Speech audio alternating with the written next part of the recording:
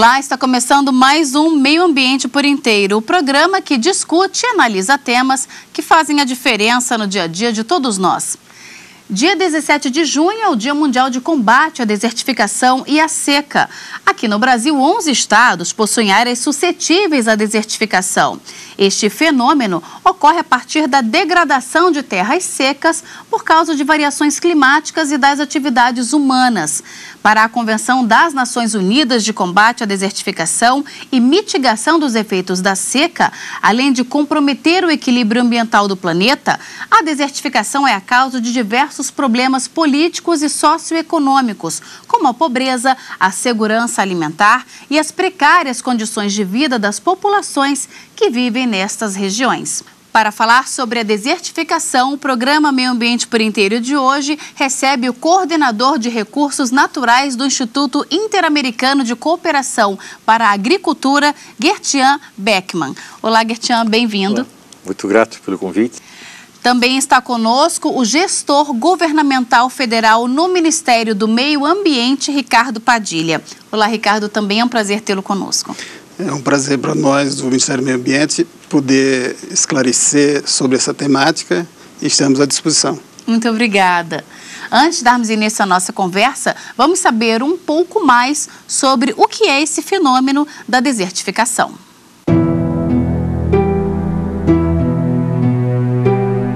O solo transformado em deserto e infértil. O Nordeste é a região que mais sofre com a desertificação no Brasil. Desertificação é um fenômeno, que ocorre pelo uso inadequado dos recursos naturais.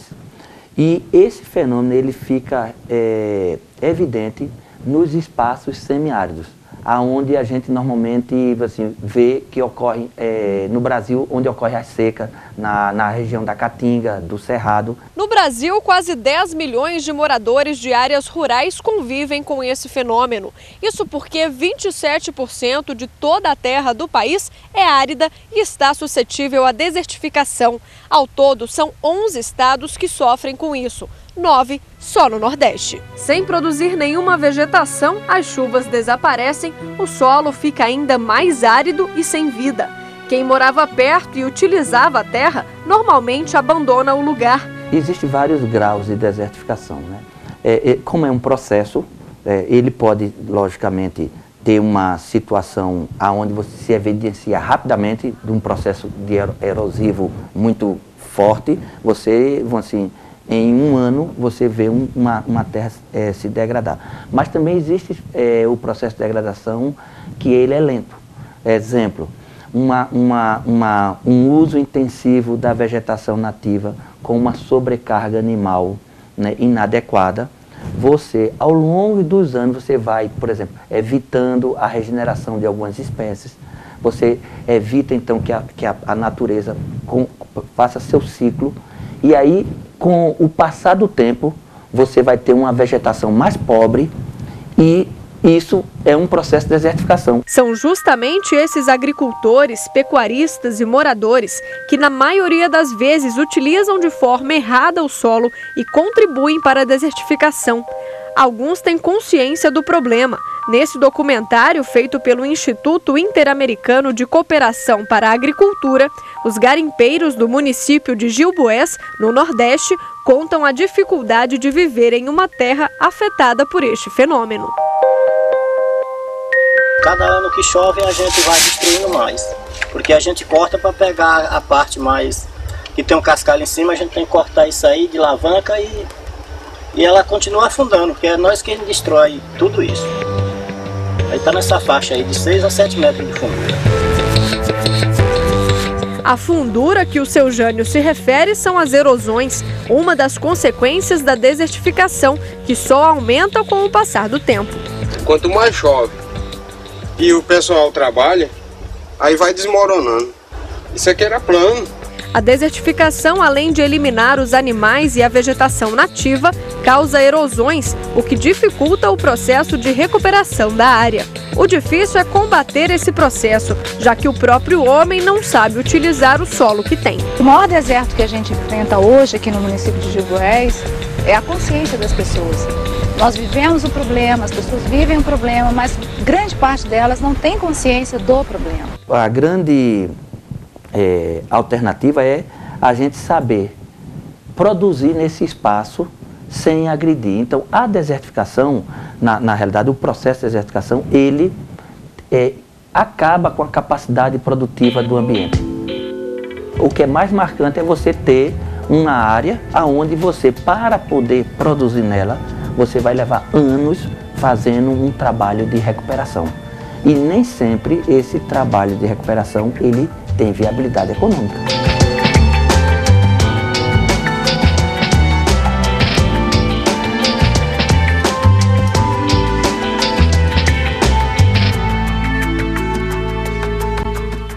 Quando a gente fala em deserto, a gente nunca pensa no Brasil. No máximo, a gente pensa lá no sertão nordestino, mas aqui a gente tem muito esse fenômeno, não é? Certamente. A introdução que você fez no início do programa caracteriza muito bem o que significa diante da Convenção das Nações Unidas de Combate à Desertificação, esse descritivo desse fenômeno, né? De fato, desertificação é consequência de causas naturais, né, associadas a fenômenos climáticos e ações antrópicas, né? Mas a Convenção foca especificamente regiões no planeta, né, que estariam classificadas como o semiárido, árido e subúmido seco. Né?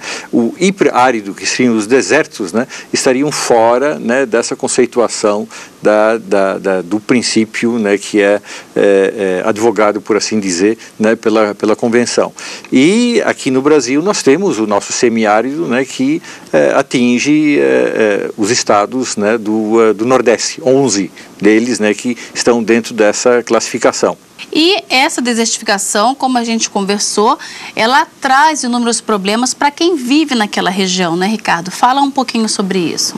Afeta, como está a afetar recentemente e continua afetando, é o fenômeno da seca, certo? Que quando ela ocorre, que significa um déficit hídrico acima, ou seja, abaixo da média normal, o que ocorre é que, devido ao manejo inadequado do solo, devido a não haver tido historicamente, culturalmente, providências no Brasil para que, quando houver um fenômeno como a seca, está estocado alimento, está estocado água em quantidade suficiente para o período de seca, você termina por pressionar a natureza, e de tal forma que, não havendo alternativa econômica, o agricultor, o pequeno produtor, ou mesmo o médio, vai usar o que dispõe. E ele geralmente dispõe de quê? De lenha, ou seja, ele vai fazer um desmatamento para poder obter renda. Então, o fenômeno da desertificação é um fenômeno de combinação de fenômeno natural com uma resposta humana a esse fenômeno de forma inadequada. Por isso, a ONU, através da Convenção das Nações Unidas, e o governo brasileiro tem estudado, tem tentado construir uma nova visão sobre esse fenômeno natural e fenômeno também antrópico. Ou seja, alterar a visão de que você possa, através de repressão, através da proibição do corte, simplesmente através do controle e do controle do desmatamento, seja do controle policial ou do controle do IBAMA, inibir isso.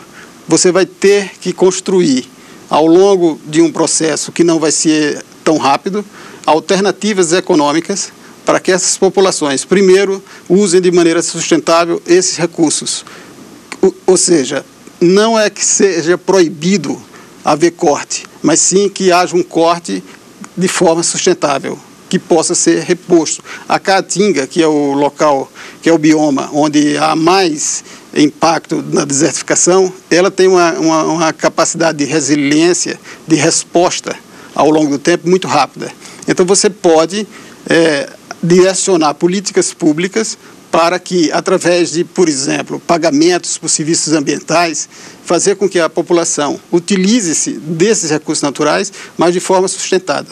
Além de que, como esta renda é insuficiente em regra, você tem que apoiar através de um subsídio, que seria o pagamento de serviços ambientais, ou seja, por não desmatar, você tem que propiciar àquela população que está afetada condições de dignidade e de vida. E esse é um compromisso que o Estado brasileiro tem que ter para com essas populações, tanto para que mantenha a paisagem natural, como os recursos naturais de uma forma geral. O que também se preconiza são para o enfrentamento à desertificação, são 4 pilares básicos, né, que é o controle e recuperação das áreas degradadas, sejam afetadas pelo clima ou pelas ações antrópicas, né? Um segundo pilar seria o reordenamento territorial, né? Ou seja, o zoneamento ecológico e econômico, né, de uma região. Um terceiro pilar seria a reconversão tecnológica, ou seja, a introdução de outras técnicas e formas de como lidar, né, com as opções técnicas que lá existem. Por exemplo, o Ricardo comentou sobre a pressão que existe sobre a lenha, né, como fonte de energia. A introdução de fornos de maior eficiência no uso desse tipo de combustível já seria um atenuador sobre a pressão no ambiente quanto à extração de lenha, por exemplo, né? Então isso já seria um aspecto benéfico, né? E por fim, mercado, né? Ou seja, a inserção também da população, da comunidade, né, dentro de sistemas de produção locais, né, que sejam também estimulantes, né, para a economia e para a própria valorização daquelas atividades que ela já vem executando. Então isso aí seria uma forma de conduzir, né, e conviver com todo esse processo. A gente vai continuar com a nossa conversa, mas agora vamos para um breve intervalo e daqui a pouco estamos de volta com mais Meio Ambiente por Inteiro. Não saia daí.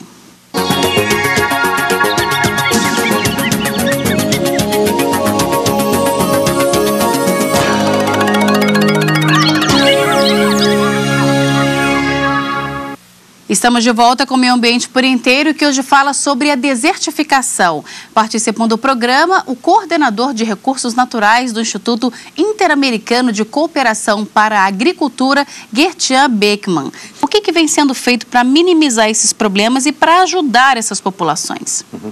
Bom, principalmente o que é importante é a gestão do fenômeno como de per si, né, e a gestão do risco, né, da ocorrência desse tipo de fenômeno, né, e não só prover a gestão do evento propriamente dito, ou seja, a prevenção, né, também é extremamente importante, e isso também está sendo implementado por meio da introdução de infraestrutura hídrica, por exemplo, né, as obras, né, de interligação de bacias, né, que promovem a transposição de recursos hídricos de uma região que tem abundância em termos de água, né, para regiões que têm escassez, né, é uma forma, né, a distribuição por meio de sistemas hidráulicos é fundamental, né, a perfuração, mas a manutenção e operação de poços, né, é extremamente importante, né, a construção das barragens subterrâneas, como elas vêm acontecendo também,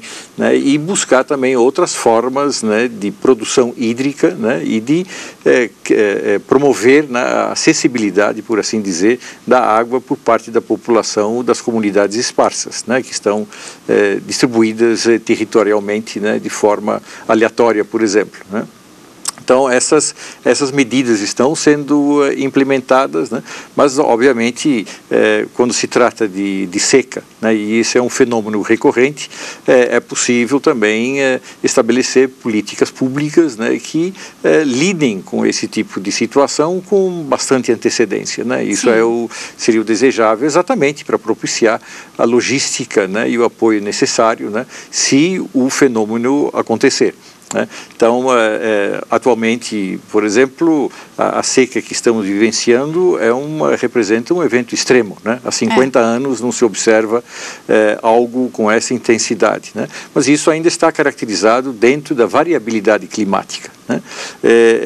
talvez esteja aí também já um sinal de mudanças climáticas, né? É possível, né? Mas também para isso, né, é necessário, né, se estabelecer ou definir ou desenhar políticas públicas, né, com essa antevisão, né, de horizontes distintos, né, para o futuro, né, onde esse tipo de fenômeno pode se tornar mais inclemente ainda. Então, nesse caso, né, as medidas, né,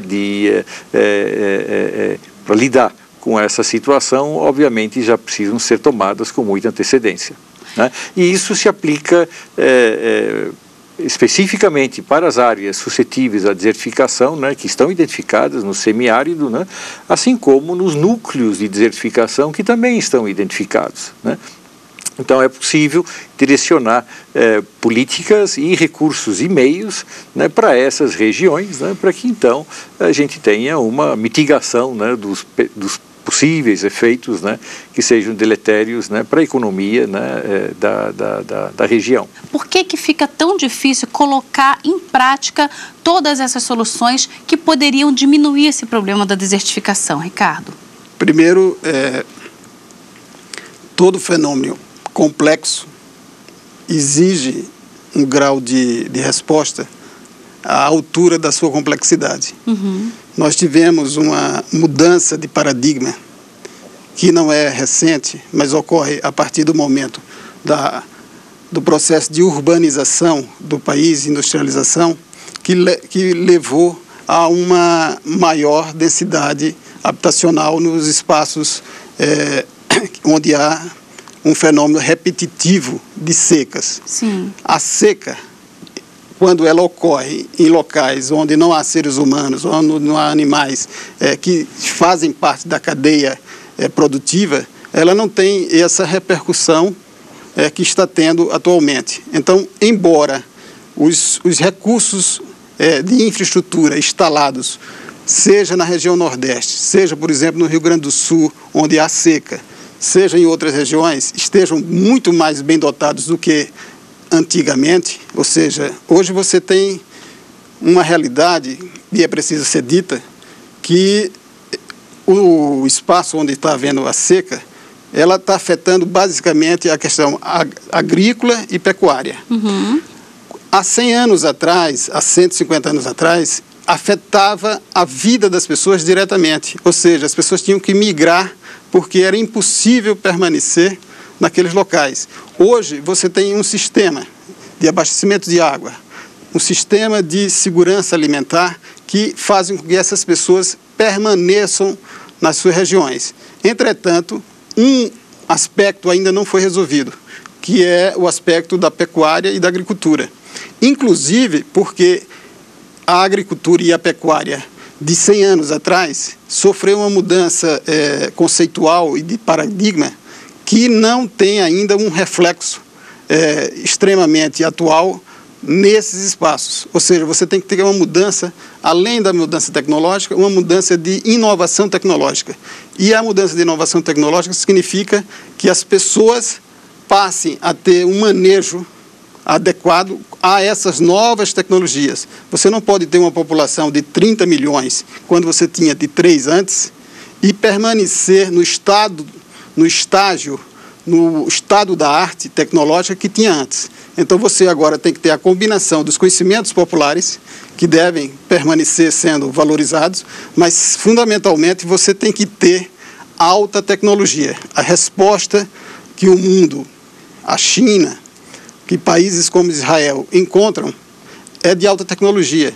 Então nós temos que vencer uma barreira cultural de que as populações, os governos, a sociedade civil como um todo aceitem uma mudança tecnológica que tem que acompanhar o mais alto nível de conhecimento científico possível.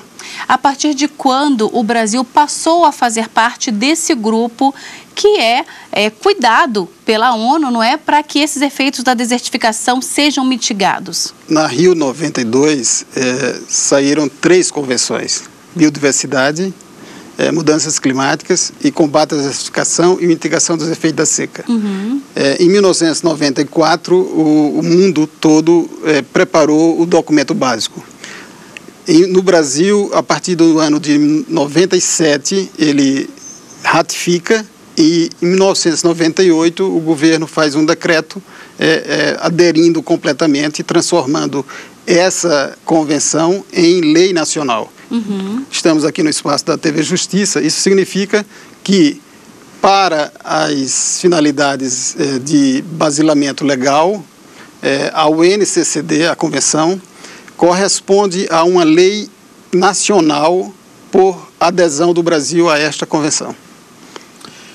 E esse, complementando, se me permite, na Agenda 21, né, da Rio da Rio 92, né, há um capítulo totalmente dedicado ao tema da desertificação, que é o capítulo 18, né, onde estão ali desenhados, né, e definidos quais são os compromissos, né, e os meios de implementação que deveriam ser adotados pelos governos, né, segundo diversos horizontes temporais, né. Então, como se trata de uma agenda, é um lembrete, né, é uma memória, né, de passos a seguir. E foram, né, seguidos? Estão sendo? Em boa parte, sim, porque pelo próprio Ministério do Meio Ambiente, que é o ponto focal diante da convenção, também foi desenvolvido o Plano Nacional, né, de combate à desertificação. E isso teve seus dobramentos também a nível dos estados, né? Atualmente, os 11 estados também estão concluindo seus planos de ação estadual, né, de combate à desertificação, e inclusive também a nível municipal, ou seja, os 3 níveis de governo estão engajados nessa temática. Dr. Beckmann, Carol, ele já falou e a gente reforça, o governo brasileiro, através do Ministério do Meio Ambiente, tem sim a responsabilidade de responder a esses compromissos internacionais, seja em relação à seca, seja em relação à desertificação.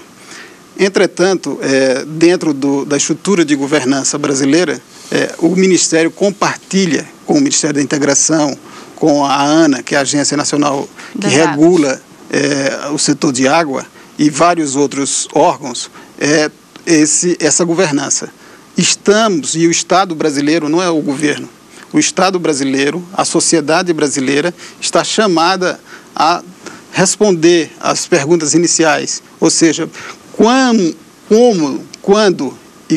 e como a gente estará maduro o suficiente para que um fenômeno como a seca, que é um fenômeno de déficit hídrico, tenha uma resposta imediata, correta e possivelmente 100% adequada para a sobrevivência das pessoas e a sobrevivência dos rebanhos. É isso que a gente está trabalhando. E esperamos que a sociedade, isso não é uma tarefa só de governo, só do Estado, é uma tarefa da sociedade brasileira, está adequada a responder esse fenômeno. Nós somos um país que já desenvolveu tecnologias extremamente modernas em vários campos, e neste campo também. Então, podemos e devemos estarmos preparados para que esta seca que está ocorrendo, seja a última, possivelmente, que tenha um efeito sobre a pecuária tão grande como está tendo. Eu queria também fazer aqui uma diferenciação, Guertian, entre a seca e a desertificação. A desertificação é um estágio muito avançado de seca? O que seria? A desertificação, de acordo com a própria conceituação, ela se refere a uma degradação ambiental, né, e perda, em última análise, de solos. Né? Secas, né, estão muito associadas ou a seca meteorológica, né, que corresponde a uma redistribuição ou uma escassez de pluviosidade, né, ou seja, de precipitação, ou seca hidrológica, né, que significa uma menor disponibilidade de água nos aquíferos ou nos reservatórios ou em processo de escoamento superficial, né, ou ainda a seca na agricultura, né, que é a redução da umidade do solo, né, que impede então a sustentação das culturas, né, segundo a necessidade de manutenção dos requerimentos hídricos, né, das plantas, por assim dizer. Então há 3 distinções, né, em termos de secas, de acordo com essas óticas, né, que acabo de mencionar. O que eu queria complementar ainda também, dentro da fala do Dr. Ricardo, é que a cooperação internacional do ICA, que propicia não só o aporte, o apoio ao Ministério do Meio Ambiente, também o faz dentro de um projeto de cooperação técnica com o Ministério de Integração. Então, essas sinergias estão extremamente importantes, né, para que realmente haja uma focalização dos esforços para a região, né? E, além do mais, também estamos atualmente com uma outra iniciativa que se chama Econormas, né, que conta com recursos da União Europeia, onde também estaremos focalizando projetos piloto na região do estado do Ceará, mais especificamente em Irauçuba, que tem o seu plano de ação municipal, né, nessa temática. Então, e para que esse exemplo, essa tentativa, né, possa também ensejar, né, iniciativas semelhantes nos outros núcleos, né, de desertificação. Então, há um esforço coletivo, digamos, né, de parcerias, né, no sentido de promover ao máximo, né, as sinergias nesse tema. O Ministério do Meio Ambiente reconhece na cooperação internacional do IICA, da FAO, do PNUD, inclusive que temos um memorando de entendimento sobre esse assunto, de tal forma que tanto internamente como a nossa responsabilidade com os países em desenvolvimento, principalmente da África, estão na pauta. Nossa experiência será compartilhada, seja com a África, seja com a América do Sul, seja com outros continentes, e agradecemos essa oportunidade neste período, né, que está a ser comemorado o Dia Internacional de Combate à Desertificação e Mitigação dos Efeitos da Seca. Muito obrigada pela presença de vocês dois aqui no nosso programa. Muito obrigado. Muito grato, e estaremos sempre à disposição para novas oportunidades. Muito obrigado, Carol. Muito obrigada. E nós ficamos por aqui, mas na semana que vem a gente volta a se encontrar em mais um Meio Ambiente por Inteiro. Se você quiser enviar alguma sugestão, anote o nosso endereço, meioambienteporinteiro@stf.jus.br. Muito obrigada pela sua companhia e até o próximo programa. Tchau.